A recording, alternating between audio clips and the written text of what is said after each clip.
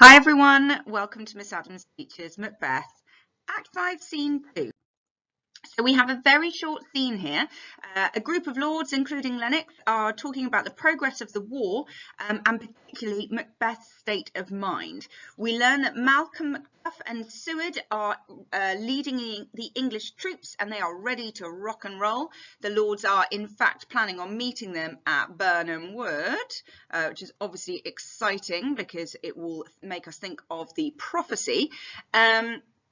We also learned that, well, according to them, that Macbeth's state of mind is not great. They talk about his kind of rage, they talk about his madness, and they also talk about the fact that a lot of people are against him now, that he doesn't really have any loyalty left for the people, or they're just pretending, from the people, sorry, or they're just pretending. Really, this scene is all about the drama. It's quite functional, but what it is doing is showing the audience that Macbeth's doom is sort of sealed. The very fact that we have this dramatic irony, the references to Birnam Wood, we as the audience know the significance of that. And so it helps create a little bit of a narrative hook. So what we see here is a scene where the English soldiers, or the soldiers that they're waiting for, are kind of full of this pious valor and bravery, whereas Macbeth is described as sort of dark and evil. So we've got this juxtaposition demonstrating good versus evil. Now we're going to have a little look at just some key quotes, just in case this scene came up as an extract, and there is some really nice language for us to pull apart. Okay, so this is describing the way that Macduff and Malcolm currently feel. He says, "Revengers burn in them, for their dear causes would to the bleeding and the grim alarm excite the mortified man." He's basically saying there that their cause for revenge is so great that even a dead man would rise up from the grave to fight by their side. Quite an ironically dark image here. The metaphor revenge is burning suggests a kind of like passion and definitely a sort of sense of heat, that it's propelling them forward. I think it's really important that we recognize that this abstract noun here is pluralized, yeah? It's revenges plural. It's not just the personal revenge of Macduff, it's more than that indeed. You've also got hyperbole here in this idea of exciting the mortified man, emphasized ever so slightly through that nasal alliteration. Okay, let's have another look at another one. So we have "Some say he's mad." So this is them talking about Macbeth.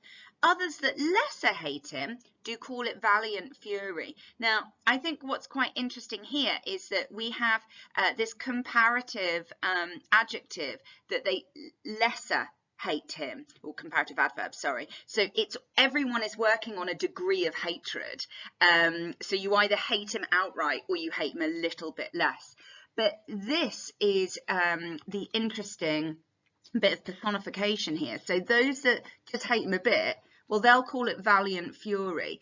Now, this is quite interesting because it does sort of hark back to his skills in Act 1, Scene 2, but here it's got a darker twist. I really like this one because, again, we've got that extension of the metaphor. Now does he feel his title hang loose about him like a giant's robe upon a dwarfish thief? This is another example of this clothes metaphor for status. Now, in this case, the clothes are hanging loose on him. They don't fit him anymore, and this idea of his status not fitting him is developed further through this simile, like a giant's robe upon a dwarfish thief. So he's kind of incongruous in his place. He doesn't fit, and then this juxtaposition between the giant's robe and the dwarfish thief in size emphasizes just how much he doesn't fit his status anymore, i.e. he is evil and therefore shouldn't be carrying out the role of king. Okay, meet we the medicine of the sickly weal. Just in case you weren't sure, weal here means land. So meet we the medicine of the sickly land. So obviously we've got metaphor here, okay, and the medicine is the metaphor, and they're actually describing the English troops and Malcolm in particular. He is the medicine that's going to cure the land. And again, we've got that juxtaposition there between like the cure and the sickness. So Macbeth is the sickness and Malcolm is the cure. So this is a great little quotation to analyse because it's got brilliant language features as well as form. So let's start with the language. So he says, or so much as it needs to dew the sovereign flower and drown the weeds, make we our march towards Burnham. So we've got this metaphor here in the sovereign flower. So Malcolm is the flower. Note the adjective sovereign, reminding us, okay, of his right to the throne, and then the metaphor is extended. It starts moving slightly towards personification, but technically metaphor. Drown the weeds. So we've also got this juxtaposition between flower and weeds. Macbeth is obviously the weed, okay, so growing in the wrong place, perfect image to describe him.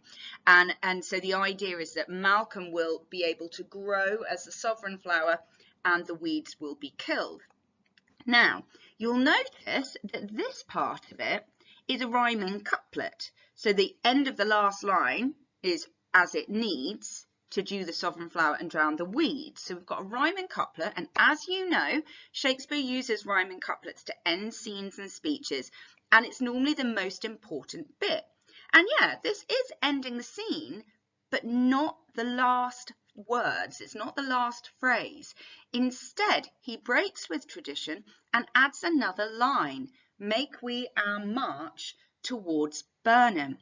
So actually, what he's doing here is pointing out that it's not the most important thing to remember.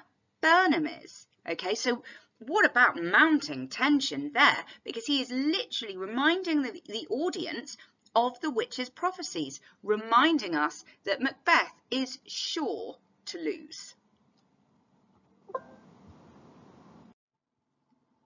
So a teeny tiny scene it might be, but very relevant to the big theme. So good versus evil here, where you've got Malcolm, Macduff. I know that we don't meet them, but they're spoken about in contrast to Macbeth. We're reminded of Macbeth's tyranny. We're reminded about the loss of loyalty because of his behaviour. We're reminded of the conflict that is about to come. And of course, the prophecies, because we have that reference to Birnam Wood. So we start to see the loopholes in the prophecies coming to light. Hopefully that was helpful. If that scene came up in an exam, you've got plenty that you could comment on there. If you've got any questions or requests, please just drop me a little line in the comments and I'll do my best to get back to you or help you out. If you haven't subscribed, please do so. Otherwise, thanks very much for watching. Happy revising.